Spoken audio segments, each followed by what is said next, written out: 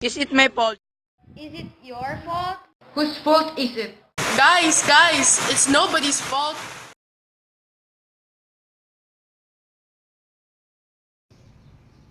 The Earth's crust, due to different factors, may bend or fold, but beyond a certain point, the Earth's crust will eventually break. When enough stress built upon the crust will break, and we call that a break or crack in the crust, a fault.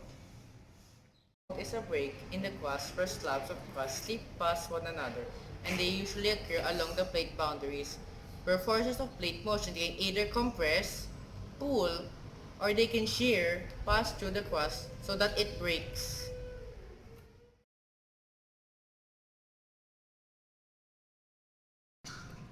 There are three types of faults we're going to be talking about. The first one we'll talk about is the normal fault. This is created by a force called tension. It is caused by the stress applied to the crust either by gravity or tension, making the plates move away from one another. The second type of fault is called the reverse fault. It's kind of opposite to the normal fault. In a reverse fault, it's compression forces squeezing the crust up until it ends up folding or breaking. The third kind of fault is called a strike-slip fault. This occurs from stress that pushes the crust in two opposite directions. This is called shearing. This makes two plates slide past each other. This type of fault causes earthquakes. The strength of the quake is caused by the friction between the two plates.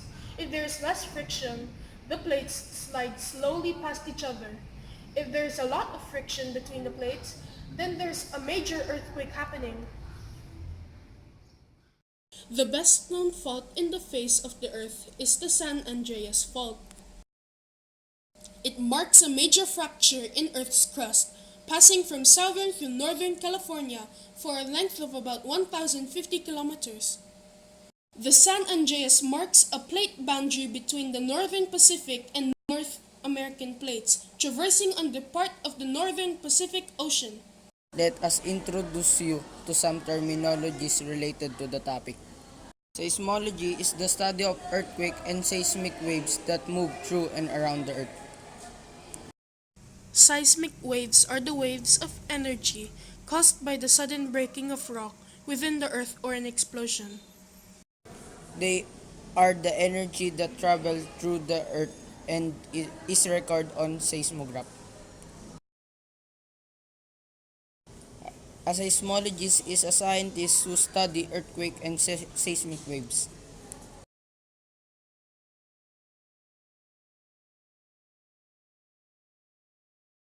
I felt dizzy. Is there an earthquake? There's an earthquake! Let's take cover to be safe!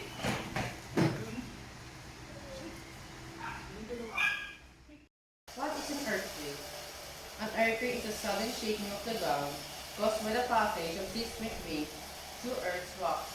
Seismic waves are produced when some of the energy stored in the Earth's crust is suddenly released, usually when masses of rocks straining against one another suddenly fracture and slip.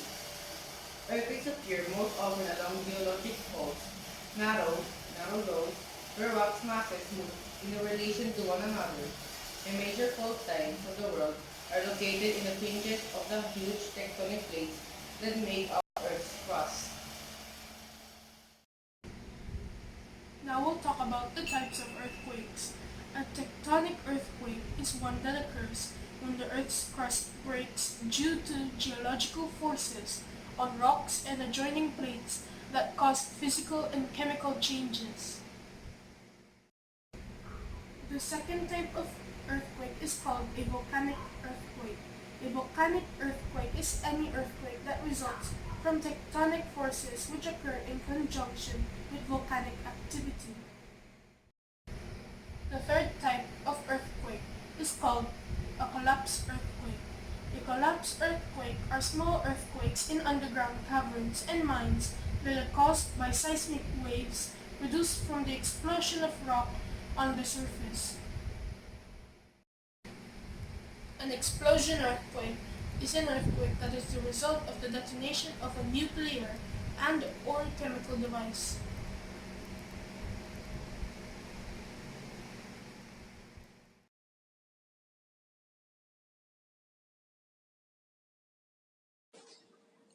When the plates fracture or slip, energy is released as seismic waves. There are several types of seismic waves. First is the body waves move through the inside of the earth. There are two types of body waves. Secondary wave, also called shear waves, or S waves. There are another type of body waves.